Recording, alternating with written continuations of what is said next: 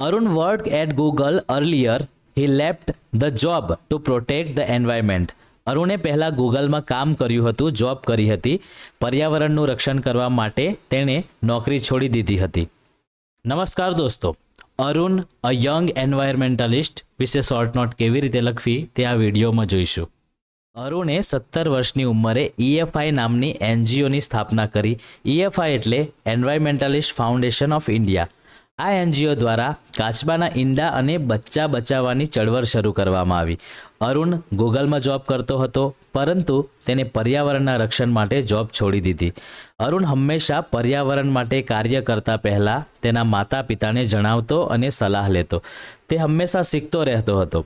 તે દંભી અને અભિમાની બનતો નથી, કારણ કે તેના શિક્ષકોએ તેને વિનમ્રતા શીખવી છે.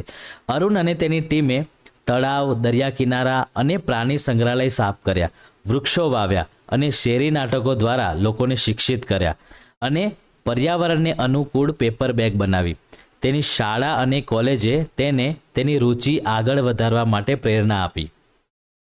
શોર્ટ નોટ માટે કયા કયા પ્રશ્નો આપેલા છે તે આપણે જોઈએ. Which NGO did Arun found?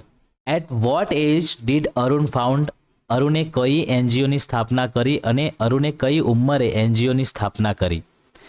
Vote work did the NGO ડુ? NGO શું કામ કરતી હતી? Where did Arun work earlier? Why did he leave the job? Arun પહેલાં ક્યાં નોકરી કરતો હતો? તેણે નોકરી કેમ છોડી દીધી? What qualities did Arun have as an environmentalist? પર્યાવરણવાદી તરીકે અરુણમાં કયા કયા ગુણો હતા? What works did Arun and his team do? અરુણ અને તેની ટીમે કયા કયા કાર્યો કર્યા? Who inspired Arun to further his interest? અરુણને તેની રુચિ આગળ વધારવા માટે કોણે પ્રેરણા આપી?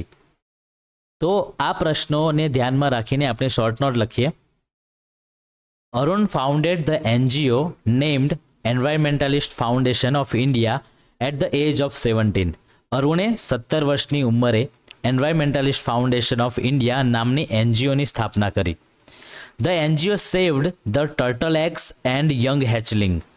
આ NGOએ કાચબાના ઈંડા અને કાચબાના નાના બચ્ચાને બચાવ્યા.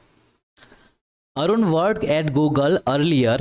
હી left the job to protect the environment. અરુણે પહેલાં ગૂગલમાં કામ કર્યું હતું, જોબ કરી હતી. પર્યાવરણનું રક્ષણ કરવા માટે તેણે નોકરી છોડી દીધી હતી. Arun took his parents' advice before doing any activities. He informed his parents what he did. કોઈ પણ પ્રવૃત્તિ કરતા પહેલાં અરુણ તેના માતા પિતાની સલાહ લેતો અને તેના માતા પિતાને તેના કામ વિશે જાણ કરતો.